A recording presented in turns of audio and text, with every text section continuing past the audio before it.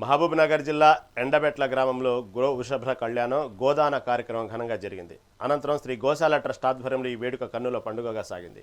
MLA Sarita Rajeshwar Reddy ముఖ్య అతిథిగా హాజరై ప్రత్యేక పూజలు నిర్వహించారు.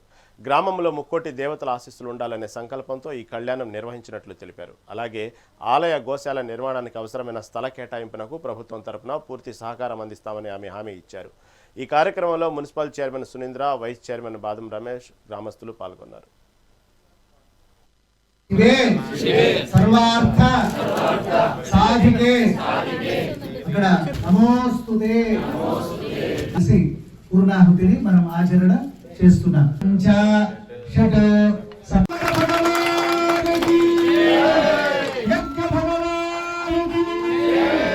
ఓం పూర్ణాహుతి అస్యామేవ ప్రతిష్ఠతి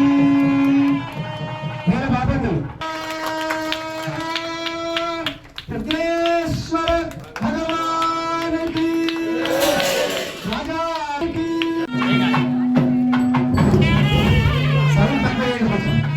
सौंड वस्तुंदी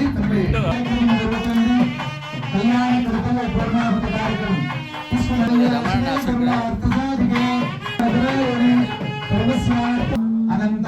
నాగర్ కర్నూలు జిల్లా ఎండబెట్ల గ్రామంలో అనంత శ్రీ గోశాల అని ఒక గోశాల ఏర్పాటు చేసుకొని 2020 సెప్టెంబర్లో ఒక చిన్న ఆవును తీసుకొని వచ్చి ఆవును సేవ చేసుకుంటూ 2020 నుంచి ఈ రోజు వరకు ఒక 15 ఆవులు క్రమక్రమంగా పెరుగుతూ ప్రస్తుతం ఒక 15 ఆవులు ఉన్నాయి.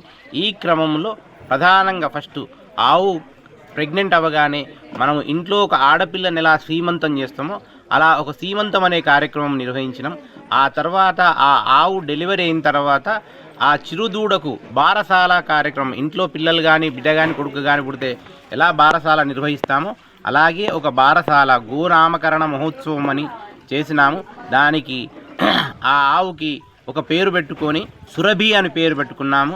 ఆ తర్వాత ఆవు క్రమక్రమములో పెరిగి పెద్దదైన తర్వాత ఆ ఆవుకు కళ్యాణం అంటే మన ఇంట్లో పుట్టిన ఒక ఆడపడుచుకి కళ్యాణం చేస్తే ఎలా ఉంటుందో అలాగే ఒక కోడదూడను మనం ఆడపిల్లకు ఒక మంచి వరుణ్ణి ఎన్నుకొని ఎలా పెళ్లి చేస్తామో ఒక మంచి కోడదూడను ఎన్నుకొని 2023 డిసెంబర్లో మేము గో వృషభ కళ్యాణము అని నిర్వహించినాము.